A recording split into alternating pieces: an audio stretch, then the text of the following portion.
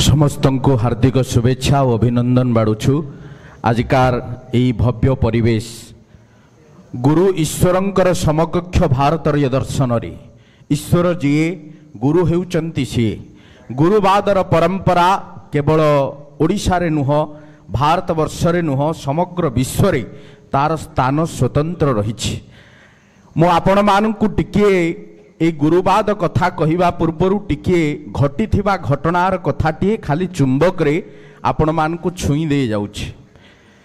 एक निकांच पल्ली सेठी पाला कहिले केही बुझंतिनी किंतु नाट तामसा को भारी भल पांती।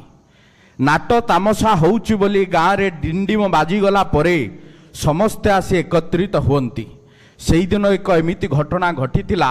आज गोटे संध्यारे कौन हब यार नाम पाला बोली जानी नाहंती केही। हठात पाला गायक आसी चामर धरी सत्यनारायणकर पदवंदना करी आरंभ कले एवं गोटे परे मंगलाचरण परे अयमारंभ करी विभिन्न स्तुति स्तव परे प्रसंग भित्ति को नेले। परंतु से गाँर जड़े मुखियांकर पुओ जी इंग्लैंड रे रहुथिले से दिन प्रत्यावर्तन करिसंती गाँ को एवं गाँर माटी पानी पवनर आकर्षण को एड़े न पारी कानटी तांकर पड़िला ए नाट तामसा पाला उपरे। साधारण जनमानस पाला बाला बोली कहूतिला बेले ओडिशार प्रत्येक गायक बायक पालिया माने जहाकु हृदपिंड करी चलंती जीवन जीविका निर्वाह करंती ताहा सेमानंकर जीवन वेद ए कथा को अंगे अंगे अनुभव करी गायक महोदय प्रसंग को आगेइले। आईएएस टपर होइथिबा इंग्लैंड रो प्रथित आसीथिबा पुओटी आउ घरे रही पारिलेनी। कौन मृदंग गिनी बाजुछि बोली आसी पहुंचिले गाँ दांडरे। आरंभ हैला स्वाधीनता संग्रामींकर गोटे पदपंथी सत्यनारायण नाम को आरंभ करी तापंग गड़र दल बेहेरा एमिति प्लॉट टी आरंभ हैला। स्वाधीनता संग्रामी मानकर जयगान रणहुंकार इंग्रेज मानकर उभयंक भितर तमूल संग्राम किए हारुची किए जितुची से कथा गायकों को जना। पालिया माने केउ उच्च स्वर रे तान देबे ताहा मध्य तांकु जना। किंतु इंग्लैंड रे रही अनेक दिन धरी निजर भाषा साहित्य संस्कृति को पाछरी रही जाइथिबा से प्रवासी ओडियाटी कानरे बांधी देले कुंडलीटी को चामरटी को आनी मुंडरे थोइले लंब होई पड़िले गायकंकर पाद तले। गायक थिले सुदर्शन महापात्र आउ प्रथित जशा प्रवासी ओडियाटी थिला जने आईएएस ऑफिसर गाँटी थिला कुजंगगढ़। सुधी सज्जन कथाटी काल्पनिक हो पारे किंतु या भितर थिबा जो परिपक्वर भाषा ताहा समस्तंक हृदय कंदर को विद्ध करिवो। विस्मित हेबे ओडिशार जेते जन गायक अछंती समस्त गायक मानंक भितरे सुदर्शन महापात्रंकर नाम एक भिन्नता प्रतिपादित हुए। कारण जेतेबेले से चामर धरी एवं सत्यनारायणकर जयगान करी आरंभ करंती सेतेबेले से अंचलर बयस सिना कौली कौली जाई शरीरर यौवन अवस्था प्रत्यागमन करी वृद्धावस्था आसी थाए किंतु मन आउ प्राणर दृढ़ शक्ति केबे हार मानि नथिबा जणे वयोज्येष्ठ व्यक्ति होउचंती सुदर्शन महापात्र। ए कथा को अंगे अंगे लिभेइबा आवश्यक। आजिकार एई जो पाला सम्मिलनी आउ एक सम्मिलनी मोर हुए तो धारणा आउ एक सम्मिलनी सृष्टि होइछि। कारण ओडिशार बरण्य पाला गायक माने आज ए मंच रे उपस्थित अछंती। आपण माने खुशी हेबे ओडिशार विशिष्ट गायक आपण मान जो माने देखुचंती एमाने पाला जगतर जणे जणे हृदपिंड जो माने पाला को चिन्हंतिनी कि जानंतिनी से माने एमानंकु टीवी परदारे हो एमानंक परिवेशन को देखिबा पई सारस्वत व्यक्तिंकर वरिष्ठ गायकंकु टिके देखिबा पई राति राति अनिद्रा होई आसंती। समस्तंक पई गोटे करताली दियंतु।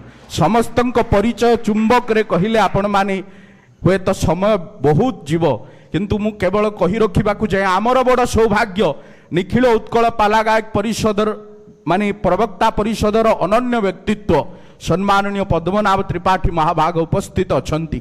आपण माने आउ गोटे कथा जानंतु ये पाला संस्कृति केवल गायक मानंक भितरे परिबद्धता न रहू ये विश्वव्यापी हो। जो कथा कहिचंती सार महोदय सबु मंचरे जेमिति वर्तमान पाला कहिले प्रार्थना टीवी ठू आरंभ करी दूरदर्शन पर्यंत व्यापकता लाभ करिछि। मु केवल आउ गोटे कथा ए माध्यम रे समग्र ओडिशा को जणैबा को चाहे, प्रत्येक विश्वविद्यालय रे गोटे गोटे सेमिनार करा जाऊ, प्रत्येक वर्ष 5टी 7टी सेमिनार करा जाऊ, पाला संपर्क रे गवेषणा हो, अनेक तथ्य लोकलोचन को आसू। पाला गोटे मूल पिंड भारतीय उत्कलीय संस्कृतिर बोली समस्ते जानतु। यह आउ गोटे कथार मु आउ टिके आपण मान को खाली कही रखिबा को चाहे, आपण माने समस्ते आम संस्कृति विभाग ओडिशा सरकारंकर दृष्टिगोचर अछंती। किए केउंठी पाला परिवेशन करुछि, केउ भली भाबरे पाला दिगटी कार केउ भली परिपक्व रहिछि, युवक मानक भितर हाथ गणती केते जण गायक वर्तमान भविष्यतर आगामी आग धाड़ीर गायक भाव में चिन्हित होगाकू जाउछंती।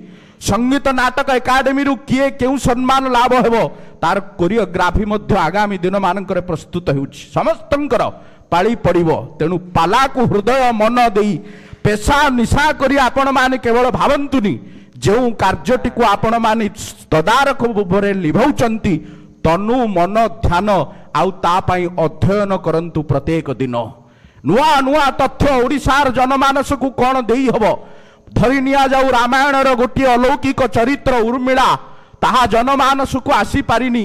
सबुबेले रामंकर कथा कहिबा, सबुबेले सीतांकर उपाख्यान कहिबा, समस्ते राम रावणंकर युद्ध कहउचंती, किंतु उर्मिला भली अलौकिक चरित्र को दृष्टिगोचर को आनिथिबा गायक माने ए माटीर जणे जणे सारस्वत साधक होई बंचंतु।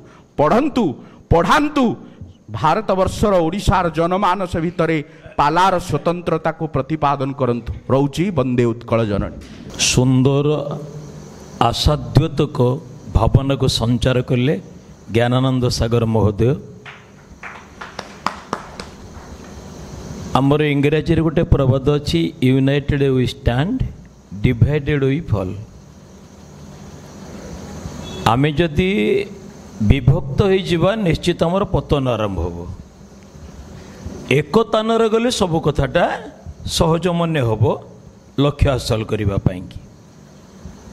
दुखर सहित कहूँ न्यस्त स्वार्थ रे आघात थिबा जोगु जो केते जन तथाकथित नुआ नुआ भावना को लेकिन नूतनता को लेकिन गोटे गोष्ठी तैयारी करदेले, सेमानंकु बहु बहु विद्वान लोक एक कथा करना, एकाठी हुओ, एकतार राहरे चलो कहले भी स्वीकार कले नाही।